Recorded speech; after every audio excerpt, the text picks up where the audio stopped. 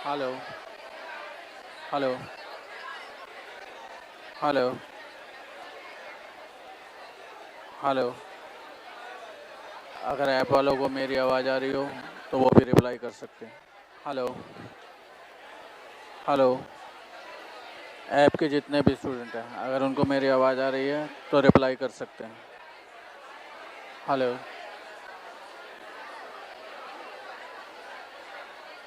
Hello. Hello.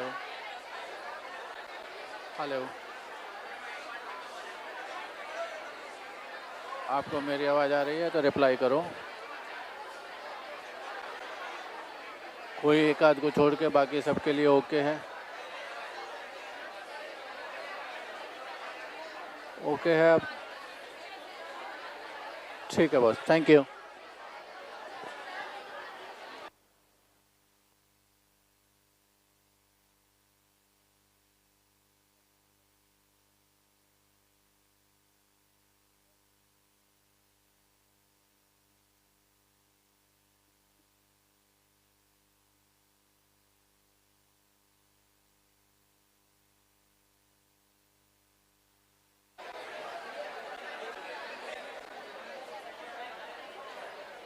चलो भाई पढ़ना शुरू करें। हेलो हेलो, आवाज़ नहीं है इसमें।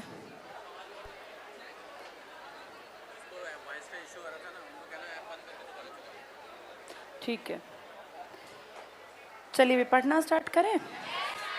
क्या पढ़ा था लास्ट क्लास में? यूपीएससी, फाइनेंस कमीशन, है ना, स्थानीय स्वशासन, यही पढ़ा था ना। चलो, किसी को अगर ऐप में साउंड में प्रॉब्लम है तो दोबारा उसको चला लेना, फिर ठीक हो जाएगा। साउंड का कुछ इशू था, अब ठीक मिलेगा। चलो आज हम बातचीत कर लेते हैं थोड़ी सी राज्य स्तर के ऊपर।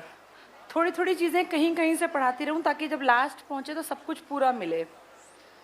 मैंने यूपीएससी कंप्लीट करा दिया था। तुम्हें 3 तरह के मंत्री पता हैं?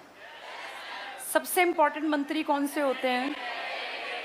कैबिनेट। इसके बाद राज्य मंत्री। इसके बाद अच्छा, इसे कहते हैं डिप्टी मिनिस्टर्स, इन्हें कहते हैं स्टेट मिनिस्टर्स, और इनका नाम है कैबिनेट मिनिस्टर्स। इन सबको बनाने में सबसे बड़ा आदमी होता है देश में पीएम और राज्य में सीएम। इन सब की नियुक्ति करता है उस राज्य का राज्यपाल। यानी राज्य का सबसे बड़ा आदमी कौन हुआ? राज्यपाल। लेकिन जो पावर्स यूज करता है वो सबसे बड़ा आदमी सीएम। जैसे आपने 3 चीजें देश में देख रखी हैं, एक का नाम होता है विधान पालिका, एक का नाम होता है कार्यपालिका, और एक का नाम होता है न्यायपालिका। ये 3 पालिकाएं हैं जिसके कारण आपका ये सारा देश सिस्टम सब चल रहा है। विधान पालिका का मतलब जो क्या बनाए? विधान, जो काम करे, जो न्याय करे। पालिका तो सारी ही हैं, तो विधान पालिका में आती है बेसिकली देश में अलग और राज्य में अलग। देश में कौन आती है विधान पालिका में? संसद। यहाँ आता है विधान मंडल। इस संसद के 3 पार्ट हो सकते हैं बल्कि लोकसभा, राज्यसभा, राष्ट्रपति। विधानमंडल के 2 पार्ट भी हो सकते हैं और 3 भी। इसके 3 पार्ट होंगे विधानसभा, विधान परिषद और गवर्नर। लोकसभा, राज्यसभा, राष्ट्रपति की ही टक्कर में विधानसभा, विधान परिषद, गवर्नर। यहाँ काम करने वाली सरकार जिसमें 3 तरह के मंत्री तुमने पढ़े, कैबिनेट, राज्य और उप। सेम यहाँ भी काम करने वाली सरकार जिसमें भी सेम लेवल के 3 तरह के मंत्री। यहाँ काम करने वाली सुप्रीम कोर्ट और यहाँ काम करने वाली हाई कोर्ट। तो देश के स्ट्रक्चर को ही कॉपी कौन कर देता है? और कोई खास अंतर नहीं है। तुम सबको देश का स्ट्रक्चर अच्छी तरह पता है, बहुत अच्छी बात है। कहाँ लिखी है सारी बातें? संविधान की किताब के भाग 5 में देश की जानकारी, भाग 6 में राज्य की जानकारी। आज हम राज्य के ऊपर थोड़ी सी बात करेंगे। अगर नहीं पता किसी को कोई बात नहीं, आज पता चल जाएगा। आपके देश में कितने राज्य हैं? हर राज्य में गवर्नर और सीएम 2 तरह के लोग होते हैं। गवर्नर जरूरी नहीं है आपका पर्सनल हो, साझे का भी हो सकता है, साझे का सीएम नहीं होता। गवर्नर एक आदमी एक राज्य का, या एक आदमी कई राज्य, 2 के 3 के भी हो सकते हैं। ये डिपेंड करता है कि काम कितना है, क्योंकि गवर्नर का कोई काम है ही नहीं सिवाय एक साइन करने के और कुछ नहीं करना, या रिपोर्ट बनाने के। सीएम हर राज्य का एक होगा तो कितने होंगे, और 2 आपके दिल्ली और पौंडीचेरी में भी बैठे हैं, तो कुल कितने सीएम हुए, 30। ये साझे के नहीं होते, ये साझे के हो सकते हैं। कई बार एक्स्ट्रा काम किसी एक गवर्नर को दूसरे राज्य का पकड़ा देते हैं। तो आपके देश में आज राज्यों की बात करें तो सबसे बड़ा आदमी गवर्नर है, लेकिन रियलिटी में पावर की बात करें सबसे बड़ा आदमी सीएम है। आपके देश में गवर्नर्स या तो आपको 30 मिल जाएंगे, या 28 या 25 या 22, वो डिपेंड करता है जितना देश को ज़रूरी लगे। लेकिन सीएम आपको हर राज्य की गिनती का एक एक तो मिलेगा ही मिलेगा। कहीं कहीं डिप्टी सीएम भी बना देते हैं, जैसे यूपी जैसे इलाके हैं, या आप हरियाणा जैसे छोटे से को भी देखें तो वहाँ डिप्टी सीएम भी बना रखा है। आपके देश में राज्य का काम संभालने के लिए 3 चीज़ें हो सकती हैं, विधानसभा, विधान परिषद और गवर्नर। ऐसा सिर्फ और सिर्फ 6 राज्यों में है, और ये 6 राज्य हैं यूपी, बिहार, महाराष्ट्र, कर्नाटक, आंध्र प्रदेश और तेलंगाना। बाकी सब इस स्ट्रक्चर को फॉलो नहीं करते, वो सिर्फ फॉलो करते हैं विधानसभा प्लस गवर्नर, और वो भी कई बार साझे का देखने में आ जाता है। इसे आप कहते हैं ये एक सदनीय मंडल है, इसमें एक सदन है बस, इसे आप कहते हैं ये द्विसदनीय मंडल। तो कितने द्विसदनीय हैं आपके, और कितने एक सदनीय हुए, 28 में से हटा दो 22 राज्य एक सदनीय हैं। जहाँ एक सदनीय है वहाँ क्या नहीं मिलेगी, विधान परिषद। इसका मतलब विधान परिषद अस्थाई है या स्थाई है, स्थाई है, बन गई तो बन गई, नहीं है तो नहीं है। विधानसभा और विधान परिषद में थोड़ा डिफरेंस देख लेते हैं। विधानसभा कितनी है देश में, 28 + 2, ये कितनी है, इसका मेंबर बनने की एज 25 साल, इसकी 30 साल। यहाँ 60 से 500 के बीच में मेंबर, यहाँ कम से कम चाहिए 40, और ज़्यादा से ज़्यादा 1/3 ऑफ टोटल एमएलएज। राज्य में जितने एमएलए उसके हिसाब से 1/3 से ज़्यादा ना हो। पूरे देश में विधानसभाएं हर राज्य में हैं, और विधानसभा को संभालने के लिए विधानसभा का क्या बनाया जाता है, अध्यक्ष। अगर ये ना हो उपाध्यक्ष। यहाँ विधानसभा का सभापति, ना हो तो उपसभापति। कोई कामकाज डिफरेंस नहीं है, सब कुछ सेम है। ये 3 तरह के मंत्री हमने देख लिए। गवर्नर का काम होता है अपने राज्य की रिपोर्ट बनाना, सबसे इम्पोर्टेंट काम। कितने दिन में रिपोर्ट बनती है, 15 दिन। कहाँ चली जाती है, गृह मंत्री। गृह मंत्री सारी रिपोर्ट को पढ़ता है, जिसकी लगातार 2 रिपोर्ट खराब हैं, वहाँ ज़रूरत पड़ने पर आर्टिकल 356 के तहत क्या लगा देगा, राष्ट्रपति शासन। इसीलिए आपके देश में गवर्नर कभी भी कोशिश करके उस राज्य का नहीं बनाते, ताकि ये किसके दबाव में ना आए। इसलिए गवर्नर देखना हमेशा अगली कहीं दूर के राज्य का, कहीं केरल का, कहीं बिहार का, कहीं यूपी का, हरियाणा में बनेगा। यूपी है तो यूपी का नहीं बनेगा, बाकी कहीं का बनेगा। इनका और कोई खास काम नहीं है। नाम राष्ट्रपति शासन में राष्ट्रपति का, पर काम कौन करता है, गवर्नर। ये दिखावटी प्रमुख है, और आपके देश में राष्ट्रपति शासन का मिसयूज भी सरकार करती हैं। इसीलिए राष्ट्रपति शासन को चैलेंज किया जा सकता है, कौन से कोर्ट में, सुप्रीम कोर्ट। तो आर्टिकल 356 को कहाँ चैलेंज कर दोगे, सुप्रीम कोर्ट। 352 को आप चैलेंज नहीं कर सकते, 360 को भी आप चैलेंज नहीं कर सकते। किसको चैलेंज कर सकते हैं, क्योंकि ज़्यादातर देखा जाता है कि जहाँ पे विपक्षी पार्टी की सरकार होती है ना, वहाँ जानबूझ के केंद्र सरकार क्या कोशिश करती है, राष्ट्रपति शासन लग जाए, फिर वहाँ लोगों को दुखी करके ये उस सरकार को अगले इलेक्शन से पहले ही हटवा दे। ऐसा बहुत बार सरकारों ने किया है। आपके देश में राष्ट्रपति शासन सिर्फ 2 जगह नहीं लगा, एक छत्तीसगढ़ में और एक तेलंगाना, बस। बाकी सब स्टेट्स में राष्ट्रपति शासन कम से कम 1 बार, और देखने में आप देखेंगे 10 बार तक भी लग चुका है। हरियाणा में 3 बार, यूपी, पंजाब बहुत लंबे लंबे। 3 साल से ज़्यादा कभी राष्ट्रपति शासन लगना नहीं चाहिए। लेकिन पंजाब आपका ऐसा स्टेट है जहाँ 5 साल तक लगातार 1987 से 1992 यहाँ इतना बुरा हाल था। इससे याद करो 2-3 साल पहले इंदिरा गांधी का मर्डर हुआ था 84 में, तो वो दौर बड़ा भयानक था पूरे देश के लिए। और पाकिस्तान कहीं ना कहीं कोशिश कर रहा था कि इंडिया में पंजाब को अपने हिस्से में हड़प ले या खालिस्तान के नाम पे एक अलग से स्टेट बनवा ले। चलिए, ये हमने बात की राज्य के स्तर पर। थोड़ा सा किताब को उठाते हैं, फिर जो पॉइंट समझ नहीं आएगा वो बताती चलूंगी। हम आज पढ़ेंगे राज्य के ऊपर। हमने वित्त आयोग तो शायद नहीं पढ़ा था ना, पढ़ लिया था। चलो, पेज नंबर 174 निकालो। राज्य का प्रशासन, राज्य विधानमंडल, ये पहले पढ़ाया था क्या? अच्छा, ये कितना पढ़ा दिया था? पूरा? परिषद भी करा दी थी? ठीक है ठीक है, बहुत अच्छी बात है, फिर तो तुम बहुत जल्दी समझोगे। पेज 194 पे आओ। ये देखना, ये वाला भी टॉपिक करा दिया, 194 वाला। आधों का हो गया होगा ना? 194 वाला 197 तक पहुंच गए थे, शक्तियां और कार्य रह गए थे। ठीक है, ये इसलिए क्योंकि मुझे याद था कि राज्य का कुछ हिस्सा मैंने पढ़ा दिया है। ठीक है, फिर इस टॉपिक में ये आधा टॉपिक जो रह गया इसको पढ़ाती हूँ। पेज 197 पे आ जाओ। जो नए हैं, जो पहली बार पढ़ रहे हैं, कोई नहीं, उनको भी समझ में आएगा, ये सब मैंने पढ़ा रखा है, बीच बीच में बताया है।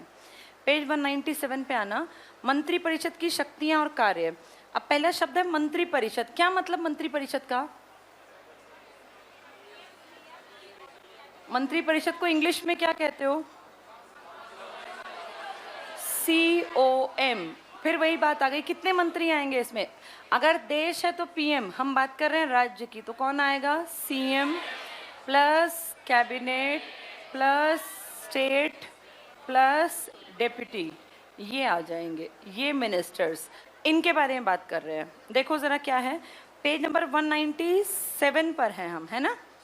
मंत्री परिषद की शक्तियां और कार्य, क्या क्या काम करते हैं, पढ़ेंगे ध्यान से और समझेंगे। पहला पॉइंट देखो, संविधान के द्वारा राज्यपाल को राज्य शासन के संबंध में जो शक्तियां प्रदान की गई हैं, व्यवहार में उन सब का उपयोग मंत्री परिषद द्वारा ही किया जाता है। ये टिक कर लो, व्यवहार में शक्तियों का प्रयोग मंत्री परिषद द्वारा।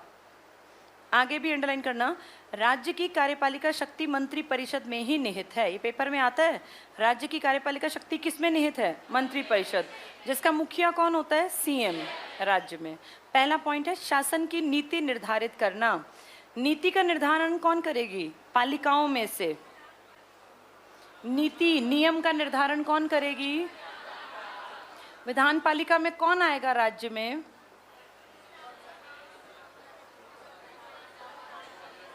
कौन आएगा? विधानसभा, विधान परिषद और गवर्नर। पहला पॉइंट देखो, मंत्री परिषद की सबसे अधिक महत्वपूर्ण कार्य का सबसे अधिक महत्वपूर्ण कार्य शासन की नीति निर्धारित करना है। चाहे सिर्फ पढ़ लो, गृह विभाग हो या शिक्षा, स्वास्थ्य, कृषि, शासन की नीति का निर्धारण मंत्री परिषद द्वारा। ये टिक कर लो, शासन की नीति का निर्धारण मंत्री परिषद के द्वारा। फिर पढ़ो, मंत्री परिषद ही नीति निर्धारित कर उसे कार्य रूप में, इसको डबल टिक कर लो, कार्य रूप में। ये कार्यपालिका करेगी, यहाँ लिख लो कार्यपालिका, जहाँ लिखा है कार्य रूप में ब्रैकेट में लिख लो सरकार। काम हमेशा सरकार करती है और मंत्री परिषद सरकार का ही एक इंपॉर्टेंट पार्ट होता है। नेक्स्ट टिक करना, उच्च पदों पर नियुक्ति के संबंध में राज्यपाल को परामर्श। जैसे राष्ट्रपति ने मर्जी से बनाए थे सारी बड़ी पोस्ट, या PM का? PM। हम बार बार पढ़ते हैं कि PM की सलाह, यही पढ़ते थे ना। यहाँ किसकी सलाह होगी? CM जिसके नाम की सलाह देगा। क्या गवर्नर उसको मानने के लिए बाध्य है? अगर किसी आदमी को CM पसंद करता है, गवर्नर पसंद नहीं करता, तो मंत्री बन जाएगा? बिल्कुल बन जाएगा। और गवर्नर पसंद करता है, CM पसंद नहीं करता, क्योंकि मर्जी किसकी चलेगी? CM की। ये टिक कर लो। राज्यपाल महाधिवक्ता को राज्य लोक सेवा आयोग के अध्यक्ष, सदस्य और अन्य उच्च अधिकारियों की नियुक्ति, तो सारी बड़ी सर्विसेज में ये भेजता है। व्यवहार के अंतर्गत राज्यपाल के द्वारा ये सभी नियुक्तियां, टिक करना, मंत्री परिषद के परामर्श के आधार पर ही, अगर परामर्श ना दे तो उनको नियुक्त नहीं किया जाता। नेक्स्ट भी टिक कर लो, मंत्री परिषद ही राष्ट्रपति की उच्च न्यायालय में न्यायाधीशों की नियुक्ति के संबंध में परामर्श देता है। यानी हाई कोर्ट के जजेस को जब ये लोग लगाते हैं, तब भी देखना उसमें कहीं ना कहीं CM गवर्नर, ये दोनों इंपॉर्टेंट रोल प्ले करते हैं। मैंने आपको कहा था हमारी दो पालिकाएं कहते हैं बिल्कुल अलग हैं, दो हैं विधान पालिका और कार्यपालिका। ये दोनों एक जैसी ही मान लो, पर अंतर है। विधान पालिका में कौन भी आ जाती है? हाँ बिल्कुल, एक तो सरकार है इसमें और एक विपक्ष, बच्चे कुचे सब लोग आ गए। लेकिन कार्यपालिका सिर्फ कौन है? सरकार। तो बड़ा अंग विधान पालिका है या कार्यपालिका? विधान पालिका ये है पूरी, इसमें लोकसभा भी है, राज्यसभा भी है और प्रेसिडेंट ऑफ इंडिया। सरकार लोकसभा का एक पार्ट है, बस ये मान लो सरकार है। बस इतने बड़े में से इतने को आप कार्यपालिका कहते हैं, इस पूरे को विधान पालिका। यानी ये एक जैसे से ही हैं। इन दोनों से अलग कौन सी पालिका काम करती है? न्याय। लेकिन आप आजकल क्या देख रहे हैं धीरे धीरे कि न्यायपालिका के भी लोग रिटायर होके किस तरफ घुसते जा रहे हैं? विधान पालिका, कार्यपालिका, जो गलत है, वो स्वतंत्र नहीं रह पाएगी। इसके बाद अगला देखना, विधानमंडल में शासन का प्रतिनिधित्व करते हैं। विधानमंडल की बैठकों में मंत्रीगण शासन का प्रतिनिधित्व करते हैं।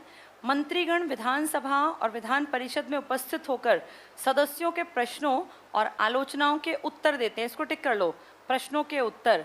ये तुम अच्छी तरह जानते हो, प्रश्नों के असली उत्तर ये नहीं देते। असली उत्तर कौन तैयार करता है? क्योंकि क्वेश्चन कितने दिन पहले इनको बता देते हैं, आपसे इस एरिया का ये आदमी ये प्रश्न पूछेगा उस दिन, ये पहले से पता होता है, तो उसकी सारी तैयारी कर लेते हैं। क्योंकि क्वेश्चंस पहले कहाँ भेजे जाते हैं?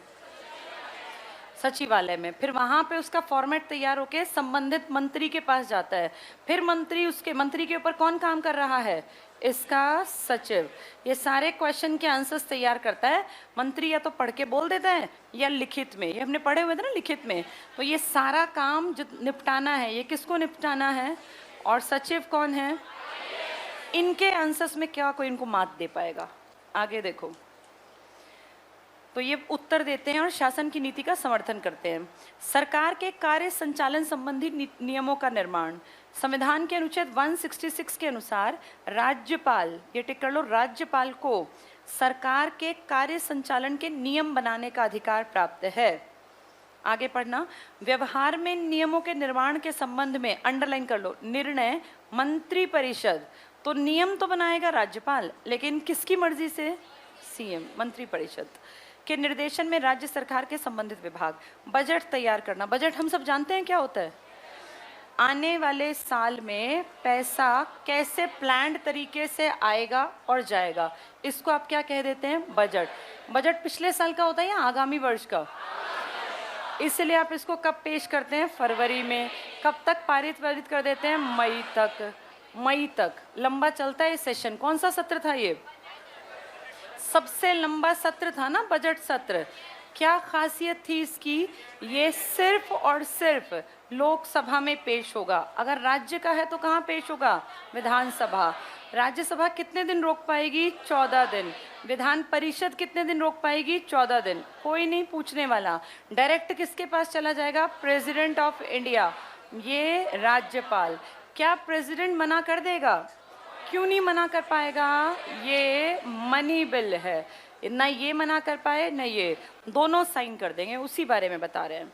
बजट देखो, राज्य का वार्षिक बजट वित्तीय वर्ष के आरंभ होने से पहले, वित्तीय वर्ष जनरली कब शुरू होता है? 1 मार्च, तो उससे पहले पेश कर दे। 1 अप्रैल 31 मार्च तक चलता है। ये टिक कर लो, वित्तीय वर्ष के आरंभ होने से पहले, पूर्ण लिखा है, पूर्व कर लो, पूर्व, वित्त मंत्री द्वारा विधानसभा में प्रस्तुत किया जाता है। लेकिन ये बजट मंत्री परिषद द्वारा निश्चित की गई नीति के आधार पर तैयार किया जाता है। अकेला मंत्री या उसके पीछे पूरी परिषद? मेनली तो पीएम सीएम होते हैं सब काम करने में। राज्यपाल का अभिभाषण तैयार करना। जैसे राष्ट्रपति ना, जब कभी ये इकट्ठी होती हैं, 3 बार राष्ट्रपति इनको संबोधित कर सकता है। आर्टिकल में ऐसा लिखा है। पहला, जब भी कभी साल की शुरुआत हो, साल की शुरुआत, तो साल की शुरुआत हम कब से माने? हाँ, साल की शुरुआत अगर हम जनवरी ग्रेगोरियन से माने तो इसकी शुरुआत, या फिर अगर 5 साल बाद साल की शुरुआत है, यानी किसके बाद की बात कर रहे हैं? इलेक्शन। इलेक्शन के आरंभ में, जब सबसे पहले इलेक्शन के बाद बैठक बैठेगी तो उस 5 साल की शुरुआत होगी, तब हमेशा राष्ट्रपति क्या देगा? अभिभाषण। वहाँ सब इकट्ठे बैठे होंगे जितने लोग जीत के आए किसी भी पार्टी के, अजीब बात है, भाषण किसको देना है? राष्ट्रपति। लेकिन उसको तैयार करेगी मंत्रिपरिषद। तो राष्ट्रपति का अभिभाषण कौन तैयार करता है? अब मंत्रिपरिषद में हैं इतने पढ़े लिखे लोग, तो कौन तैयार करता होगा? सचिव। लेकिन कहते क्या हैं कि राष्ट्रपति का अभिभाषण कौन तैयार करेगा? मंत्रिपरिषद। राष्ट्रपति जब चाहे इकट्ठे बुला सकता है इनको, जब चाहे। राष्ट्रपति को पावर दी गई है, वो पीएम से भी क्वेश्चन कर सकता है। किस आर्टिकल में? उस पीएम से कह सकता है इस बात पे मंत्रिपरिषद में डिस्कशन करवाओ, किसी भी चीज के बारे में सलाह ले सकता है। सलाह तो वैसे सीजीआई से लेता है, लेकिन इससे कोई कुछ भी, जैसे मान लीजिए कह दे बताइए यूनिवर्सिटीज में कितने स्टूडेंट्स पढ़ रहे हैं या कितनी क्या आजकल चल रहा है, जिस भी तरह की चाहे इंफॉर्मेशन मांग सकता है। कौन कर सकता है काम? राष्ट्रपति।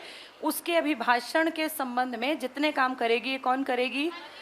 यानी मन से नहीं बोला जाता, वो भी मंत्रिपरिषद लिख के देती है। ये टिक कर लो। अभिभाषण। विधानसभा के प्रत्येक नए चुनाव के बाद और प्रतिवर्ष विधानसभा के सत्र के समय राज्यपाल सदन में अपना अभिभाषण देता है। जैसे कौन देता है? राष्ट्रपति। ऐसे राज्यपाल। नेक्स्ट पे आ जाओ। इसकी शक्तियां और कार्य बस लास्ट में पहुंच गए। इसमें प्रायः उस कार्यक्रम का वर्णन होता है जिसे मंत्रिपरिषद आगामी वर्ष में पूरा करना चाहती है। अंडरलाइन करना, अभिभाषण को मंत्रिपरिषद ही अनुमोदित करती है। तैयार भी कौन करती है? मंत्रिपरिषद। और अनुमोदन भी उसका। प्रदत्त व्यवस्थापन, गिवन सब्स्टिट्यूशन, ये उसमें इतना इंपॉर्टेंट है नहीं, तुम्हारे लेवल पे पूछेंगे नहीं। विधानसभा को भंग करना, टिक कर लो। राज्यपाल विधानसभा को भंग कर सकता है और मंत्रिपरिषद के परामर्श पर निर्णय करता है। विधि निर्माण का कार्य, किसके साइन के बिना कानून नहीं बनते आपके देश में? अगर देश में कानून बनाना है तो किसका साइन? लोकसभा प्लस राज्यसभा। किसके साइन मांगेंगी? President of India. और राज्य में कानून बनाना है तो विधानसभा, विधान परिषद। किसके sign? Governor. President of India कितनी बार में बाध्य था? Second time. और अगर धन विधेयक है तो ये कितनी बार में बाध्य है? ये कह देगा मैंने कहाँ भेज दिया? राष्ट्रपति का विचार के लिए भेज दिया, तो फिर इसकी मर्जी है। देखो जरा, विधानमंडल द्वारा पारित की जाने वाली अधिकांश विधियों के प्रारूप मंत्रिपरिषद के विधि विभाग द्वारा मंत्रिपरिषद द्वारा लिए गए निश्चयों के अनुसार तय किए जाते हैं। जो मंत्रिपरिषद चाहती है वो कानून बनता है। नेक्स्ट भी पढ़ लो। विधेयक विधि मंत्रालय के द्वारा तैयार किए जाने के बाद विधानमंडल के किसी सदन में प्रस्तुत किए जाते हैं। विधेयक को पारित कराना मंत्रिपरिषद का दायित्व होता है। यहाँ एक लाइन लिख लो, लिखो, राज्यपाल किसी भी विधेयक को राष्ट्रपति के विचारार्थ रोक सकता है। राज्यपाल किसी भी विधेयक को राष्ट्रपति के विचार के लिए रोक सकता है।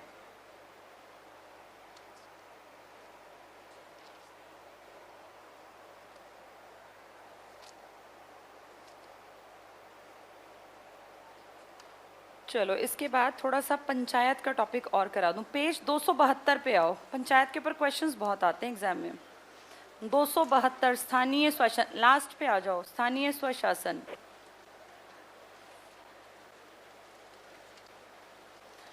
देखो इसमें पंचायती राज, शहरी स्थानीय स्वशासन। पहला पॉइंट पढ़ना, स्थानीय लोगों द्वारा स्वशासन की व्यवस्था को स्थानीय स्वशासन कहते हैं।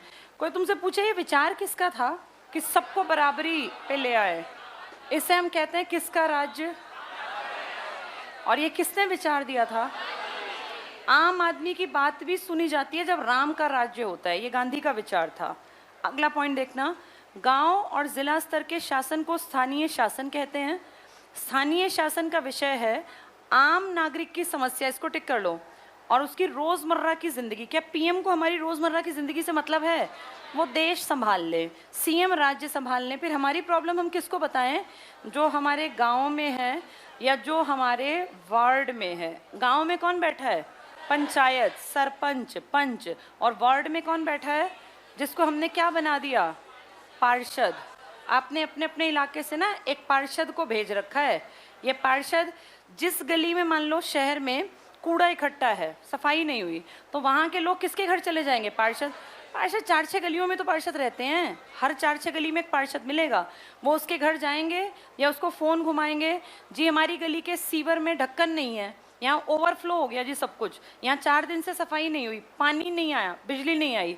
सारे उन गलियों के लोग, जितनी गलियों का पार्षद है, मान लो इसमें 1000 लोग 2000 लोग रहते हैं, तो ये पार्षद के घर चले जाते हैं इकट्ठे होके, या फ़ोन कर देंगे। पार्षद की जिम्मेदारी है मेरी इन 4-6 गलियों में सीवर का पानी ठीक चले, पानी ठीक टाइम पे आए, बिजली ठीक टाइम पे आए। जैसे गांव में सुविधाओं की जिम्मेदारी किसकी थी? पंचायत की। करें ना करें अलग बात है, वो मत सोचना, लेकिन गांव की सारी जिम्मेदारी पंचायत की और वार्ड की सारी जिम्मेदारी पार्षद की होती है। इनको पैसे भी मिलते हैं, हर पार्षद को पैसे मिलते हैं। अपने एरिया में सड़कें ठीक करा लो, नालियां ठीक करा लो, तुम्हारे एरिया में कोई पार्क पड़ता हो उसकी मेंटेनेंस को सरकार से ले लो। एक एक नगर निगम ना करोड़ों रुपए लेती है, 2-2, 4-4 करोड़ बहुत नॉर्मल बात है, एक साल में खर्च करने के लिए आते हैं। और खर्चा क्या होता है? पार्क में झूले लगा लो, घास मेंटेन कर लो, एक आधा माली रख लो। ये बहुत शर्म की बात है कि इतना रुपया आता है आपके देश में, यूज़ कोई नहीं करता।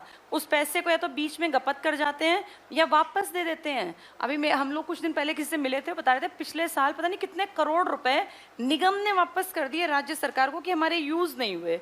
अगर इतना एडवांसमेंट हो गया कि यूज़ नहीं हुए तो नज़र भी तो आएगा ना, सब कुछ दिखता है, कुछ भी डेवलपमेंट नहीं हुआ, पैसे वापस भेज दिए। तो ये आपके ऊपर है कि आपने अपना पार्षद कितना दमदार चुना, आपने अपनी पंचायत कितनी दमदार चुनी। जो ताकतवर पंचायत होती है ना, समझदार पढ़ी लिखी, वो अपने गांव की शक्ल बदल देते हैं। गांव की एंट्री का गेट दिखेगा, गांव में कोई खेल के लिए स्टेडियम मैदान बनवा लेंगे, एमपी एमएलए को बुलाएंगे, गांव के बेहतरीन बच्चों का प्रदर्शन करवा देंगे, फिर उनके लिए कोई ना कोई ग्रांट्स वहां से अप्रूवल ले लेंगे कि जी इतने लाख रुपए का दे दो, हम गाँव में फलाना स्टेडियम बनवाना चाहते हैं। तो जो समझदार और तेज दिमाग होते हैं ना, वो अपने एरिया की डेवलपमेंट करवा लेते हैं। जो बेवकूफ़ होते हैं वो 5 साल बैठे रहते हैं, कुछ नहीं डेवलप होता। गांव में भी सारे बराबर नहीं है। अगर आप 4000 6000 गांव को देखें तो हर एक की तस्वीर अलग है। ये किसके ऊपर डिपेंड करता है? अब जो ये कर दिया ना, पढ़े लिखे सरपंच और पंचायत के मेंबर हों, ये कंपलसरी है। इनफैक्ट अगर यूं कर देना कि पंचायत में आने वाला आदमी कम से कम बीए बीकॉम बीएससी वाला हो, तो आप देखना और यंग क्राउड बनेगा। पढ़ाई जितनी ज़रूरी होगी, यंग क्राउड ज़्यादा आएगा। अगर आपके एमपी एमएलए के लिए भी कंपलसरी कर दें कि इतनी पढ़ाई लिखाई ज़रूरी हो, तो आप देख लेना जितने एज्ड लोग हैं ना वो बिल्कुल बाहर निकल जाएंगे और यंग क्राउड आएगा। यंग क्राउड और अकाउंटेबल हो, क्वेश्चंस पूछे जाएं, तो हर किसी को डेवलपमेंट करना पड़ेगा। आपके देश में दिक्कत ये है, पैसा वापस चला गया डेवलपमेंट के नाम का, कोई पूछने वाला ही नहीं है। कुछ गधे इतने बेवकूफ़ हैं, उनको अकल ही नहीं है। एक बार देखो ज़रा, जो दिख रहा हो नालायक है उसको निकालो यहाँ से। यहाँ गधों के लिए क्लास में जगह नहीं है भाई। कितने जाहिल हैं कि उनको अकल ही नहीं है कि जो बताया जा रहा है सुन ले उसको, उनके काम की चीज़ है। जो दिखे ना बीच में राउंड मारा करो, किताब लेके उसको भगाओ यहाँ से, आई कार्ड लेके। चलो पढ़ेंगे आगे क्या कुछ करते हैं ये लोग। पहला पॉइंट हमने देखा स्थानीय प्रशासन का, तो इसमें आम नागरिकों की समस्याएं और उनकी रोजमर्रा की जिंदगी। कौन जानता है तुम्हारी रोजमर्रा की जिंदगी? जो तुम्हारे पास रहता है। तुम्हारे इलाके में पानी भरा और सीवर ओवरफ्लो हो गया, पीएम को क्या पता या सीएम को क्या पता? ये उस गली के पार्षद को पता है कि मेरी गली में ये दिक्कत है, इसलिए इनको कहते हैं स्थानीय स्वशासन। आगे पढ़ना, स्थानीय संस्थाएं प्रजातंत्र में रीढ़ की हड्डी के रूप में जानी जाती हैं। बेस है ये देश के काम करने का। स्वतंत्र भारत में पंचायती राज व्यवस्था, संविधान निर्माताओं ने डबल टिक कर लो, गांधीवादी आदर्श। तो राम राज्य किसकी कल्पना थी? गांधी की। के अनुरूप संविधान के भाग 9, ये भी टिक करना, के अंतर्गत नीति निर्देशक सिद्धांतों के अंतर्गत अनुच्छेद 40। तो हमने इसमें 2-3 चीजें देखी, एक बार देखो जरा। अगर पूछे पंचायती राज किसी भाग में है, अनुच्छेद में है, 40 अनुच्छेद में है। इसको समझ लेना, आधों को लास्ट तक पता नहीं चलेगा। 9वें भाग में है और 11वीं और 12वीं अनुसूची में है। तुम्हारा संविधान की किताब में यही तो थे। टोटल ये कितने थे? 395। ये थे 22 और ये थी 12। 12 में से देखो 2 इसके बारे में है, एक भाग पंचायती राज का है और एक आर्टिकल 340। भाग 9 में फिर और भी आर्टिकल्स हैं, 243, फिर 243A, फिर B, फिर C, फिर D, ऐसे कर करके O तक, यानी 16 आर्टिकल किसकी तरफ इशारा करते हैं? स्थानीय स्वशासन, पंचायती राज। फिर इसी के आगे स्थानीय स्वशासन, जैसे अगली अनुसूची में है ना 11वीं से 12वीं, इसी तरह 243 त से स्टार्ट करके फिर आगे तक नगर निगम, नगर पंचायतें वगैरह भी हैं। यानी तीनों चीज़ जो तुमने पढ़ी हैं आज तक, उन सब में पंचायत का जिक्र आया। तो अपने आप अंदाज़ा लगाओ पंचायत इंपॉर्टेंट चीज़ है, वरना एक जगह लिख के छोड़ देते ना, भाग में भी लिखी, अनुसूचियों में भी लिखी और आर्टिकल्स में भी लिखी, तो काम की चीज़ है ये टिक कर लो। भाग 9, ये सब कुछ एक्सप्लेन कर दिया इस एक लाइन में। भाग 9 नीति निर्देशक सिद्धांत, अनुच्छेद 40। इसके बाद अगला पॉइंट सिर्फ पढ़ेंगे। पंचवर्षीय योजनाओं के अंतर्गत कई विकल्प ग्रामीण विकास के लिए क्रियान्वित हुए। सबसे पहले गांधी के जन्मदिन पर टिक करना, 2 अक्टूबर 1952 सबसे पहले ग्रामीण विकास के ऑप्शन के रूप में सामुदायिक विकास कार्यक्रम CDP, इसको समझ लो। वैसे CDP टीचिंग वाले सोचते हैं चाइल्ड डेवलपमेंट एंड साइकोलॉजी, लेकिन यहाँ है कम्युनिटी डेवलपमेंट प्रोग्राम। इसको थोड़ा सा सुनना, कम्युनिटी होती है समुदाय, तो सामुदायिक, D मतलब विकास, डेवलपमेंट और कार्यक्रम। इसको समझ लोगे तो बहुत आसान होगा तुम्हारे लिए आगे का टॉपिक क्लियर करना। पूरे समुदाय का विकास कौन कर सकता है, जो दूर बैठा है या जो वहीं बैठा है? हर कम्युनिटी सेम होती है, अलग अलग, सबकी ज़रूरतें भी अलग है ना। पूरे हरियाणा की ज़रूरत एक नहीं है, पूरे यूपी राजस्थान की ज़रूरत एक नहीं है। अगर हम हरियाणा को देखें तो जो दिल्ली से लगता हरियाणा है और जो दूर जहाँ हरियाणा है, क्या इसकी नीड्स बराबर हैं? किसी की नीड्स अलग हैं, किसी की अलग। ऐसे ही राजस्थान के साथ, ऐसे ही यूपी के साथ। तो वहाँ की ज़रूरतों को ज़्यादा बेहतर समझ पाता है वहाँ का लोकल आदमी, तभी वो देख पाएगा कि क्या कुछ करना है आपके लिए। इसी के लिए एक प्रोग्राम चलाया कि भाई समुदाय के विकास के लिए कार्यक्रम बना दें गांधी के जन्मदिन पर। गांधी का जन्मदिन कब? हाँ, लेकिन इसमें ना काम नहीं हुआ। प्रोजेक्ट अच्छा था लेकिन काम नहीं किया, और इसी की कमज़ोरी थी कि बाद में आपको क्या लेकर आना पड़ा? पंचायती राज, और इसके लिए आपको कानून बनाना पड़ा। स्टार्टिंग में इस पे काम किया लेकिन ये सक्सेसफुल कार्यक्रम नहीं था। कई बार ये क्वेश्चन आता है कि पंचायती राज से पहले क्या प्रोग्राम था, तो सामुदायिक विकास कार्यक्रम, ये टिक कर लो, को प्रारंभ किया गया। फिर पढ़ना, पंचायती राज का स्वतंत्र भारत में सबसे पहले शुरुआत राजस्थान के नागौर जिले में हुई, ये टिक कर लो। फिर अगला पढ़ लो, ये राजस्थान वाला छोड़ दो, तीसरी लाइन टिक करना इसमें अगले पॉइंट में। 2 अक्टूबर 1959 को भारत के पहले प्रधानमंत्री पंडित जवाहरलाल नेहरू ने राजस्थान के नागौर जिले के बगदरी गांव में इसको शुरू किया। नेक्स्ट भी टिक करना, 11 अक्टूबर 1959 को पंडित जवाहरलाल नेहरू ने आंध्र प्रदेश में पंचायती राज के त्रिस्तरीय स्वरूप का उद्घाटन किया। तो 11 अक्टूबर और 2 अक्टूबर को एक साथ, दो जगह एक ही महीने में, कहाँ कहाँ? पहले राजस्थान फिर आंध्र प्रदेश, और जनवरी में महाराष्ट्र में, लिख लो यहाँ, जनवरी 1960 में कर्नाटक और महाराष्ट्र में। वो लेट हुए थे, 59 में सिर्फ 2 आएंगे। जनवरी 1960 में कर्नाटक और महाराष्ट्र में। तो सबसे पहले किसका नाम टिक करोगे? राजस्थान। और कहे 1959 राजस्थान का दूसरा राज्य कौन सा था? आंध्र प्रदेश। क्या डेट थी इसकी? 2, उसकी 11, 1 और 1 11 में। इसके बाद अगला टिक कर लो, पढ़ लो इसको। 1960 से 80 तक का काल पंचायती राज का संकट काल कहलाता है। टिक करना, संकट काल, क्योंकि पढ़ेंगे राज्य सरकारों की शक्ति लोलुपता मतलब लालच की वजह से पंचायती संस्थाएं शक्तिहीन हो गई और लगभग मरने के बराबर हो गई। पंचायती राज की समीक्षा के लिए, अंडरलाइन करना, 1977 में अशोक मेहता कमेटी का गठन किया गया। तो ये पंचायती राज कब उभरा? जब इसको किसने सहारा दिया? कानून ने। कानून ने इसको सहारा कब दिया? 1993 में। कौन से अमेंडमेंट के बाद? 73वां। उसके बाद क्या करा दिया? पंचायती राज को कानूनी दर्जा मिल गया, और जिसके पास कानूनी ताकत है ना, उसको कोई मना नहीं कर सकता। तो आज पंचायत के लिए कोई राज्य मना नहीं करता। आपके देश में लगभग सभी राज्यों में पंचायत का गठन करना कंपलसरी है, राज्य की मर्जी नहीं है। पंचायत विषय तो है राज्य सूची का, लेकिन राज्य सूची के इस विषय पर क्या बनाया जा चुका है? कानून। तो अब मर्जी नहीं है, अब करना पड़ेगा।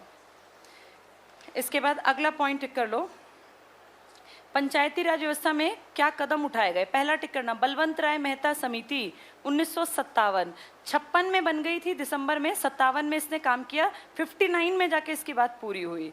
अशोक मेहता समिति टिक कर लो 1977 में। कौन सा काल था पंचायत का? संकट काल, लिख लो इसके पास, संकट काल। 60 से 80 तक कुछ खास नहीं हुआ, 60 तक क्या बन गया था? 3 राज्य मैंने कौन कौन से लिखवाए? पहला राजस्थान 2 अक्टूबर, 11 को आंध्र प्रदेश, जनवरी 60 में महाराष्ट्र और कर्नाटक, फिर ब्रेक आ गया था, तो ये वही काल है। इसके बाद बस पढ़ लो, LM सिंघवी को टिक कर लेना। LM सिंघवी बताया था ना, लक्ष्मी मल सिंघवी, लक्ष्मी मित्तल, लक्ष्मी मल एक ही आदमी है। ये किसके टाइम की घटना है? राजीव गांधी, यहाँ लिख लो 1986 के पास लिखो, राजीव गांधी PM। उन्होंने भी कोशिश की थी शिक्षा पे और पंचायत पे काम करने की। इसके बाद 73वां संविधान संशोधन टिक कर लो 1993, 92 में काम हुआ था, 93 में 24 अप्रैल को सामने आ गया था। बलवंत राय मेहता को रिपीट कर दिया, ऊपर भी था, इसको यहाँ छोड़ दो। अगले पेज पर आओ।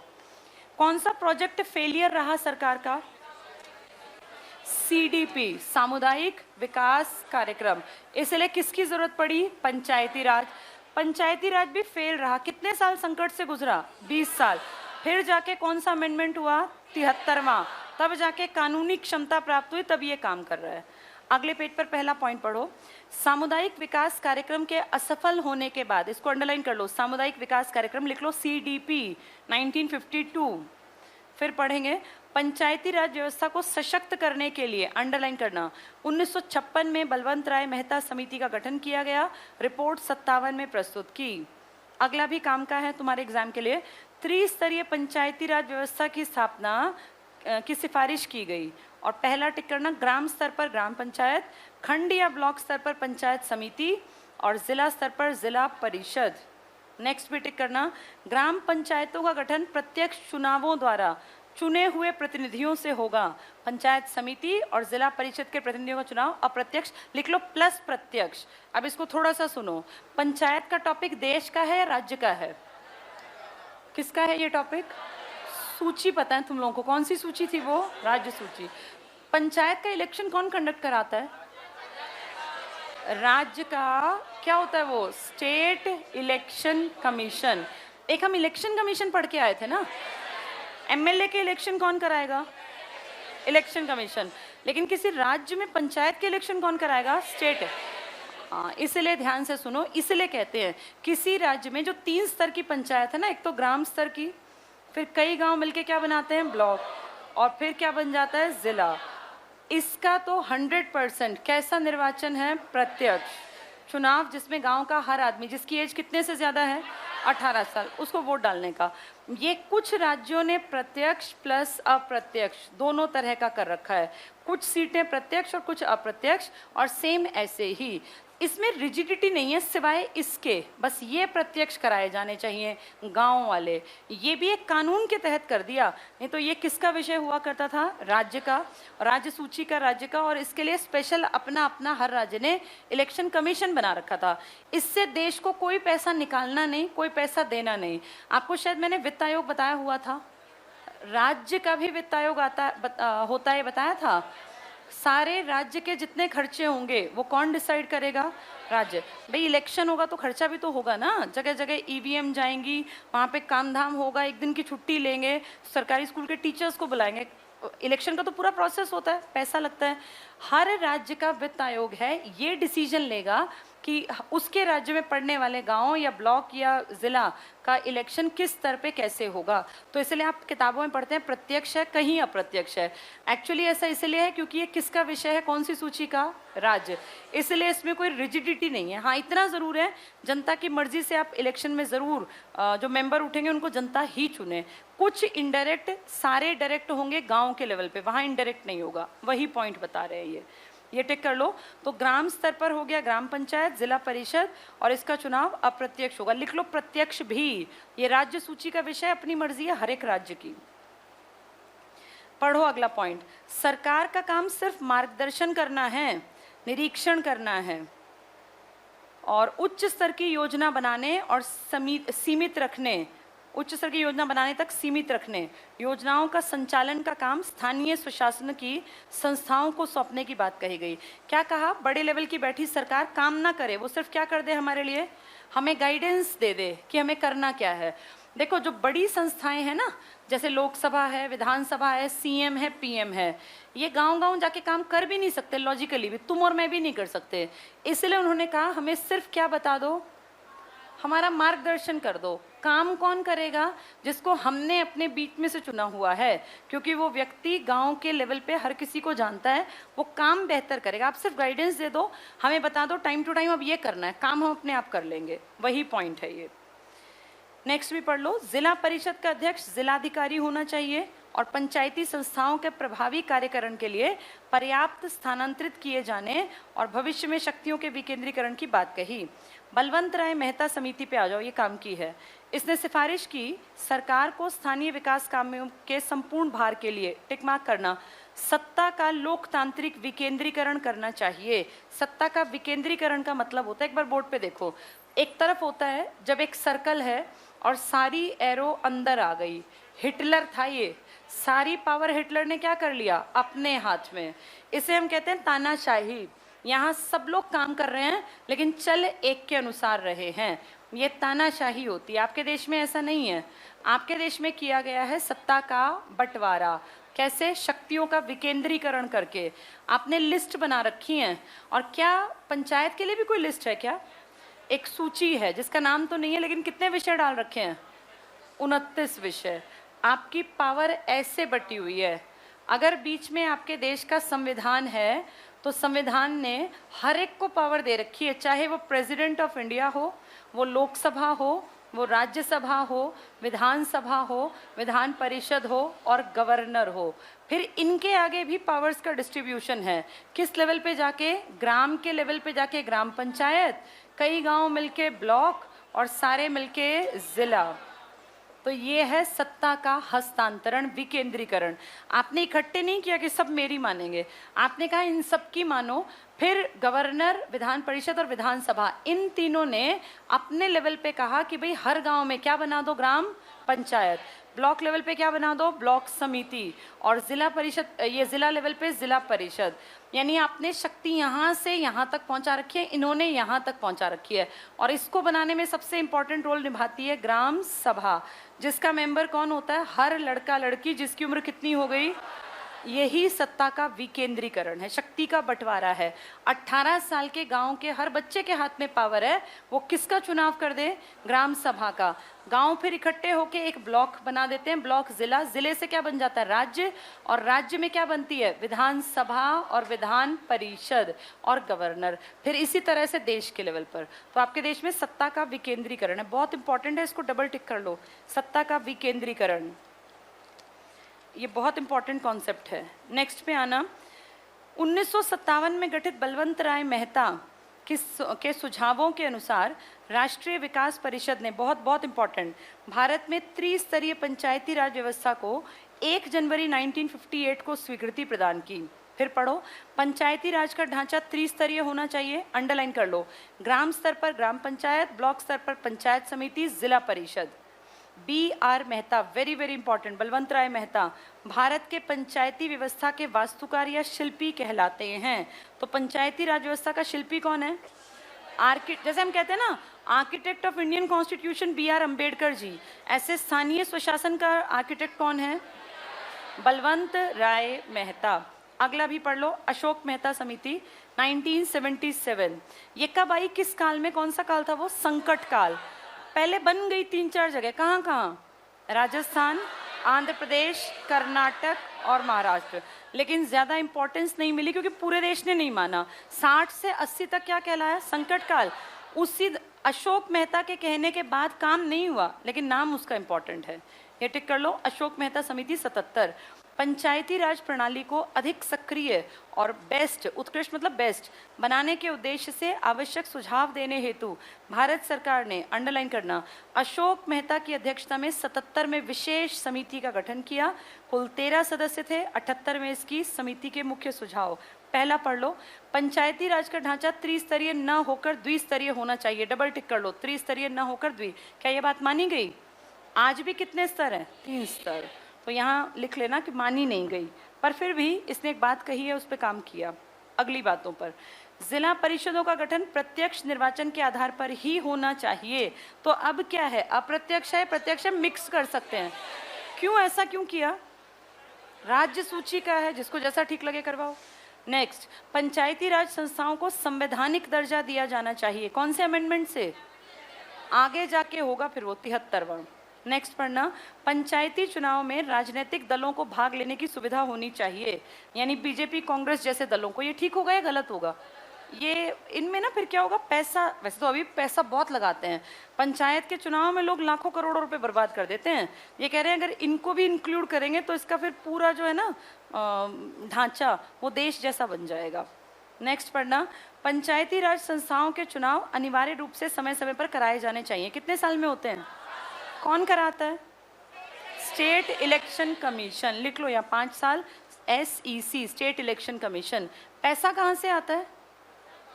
राज्य के पास भी अपना संचित निधि होती है ना, उसमें से निकाल लेते हैं।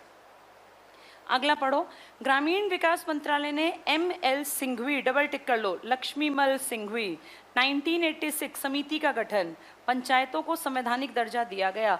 लेकिन इसको फिर एक लंबा प्रोसेस देखना पड़ा, और कब जाके पारित हुआ ये? 1992 में, और लागू हुआ 1993 में।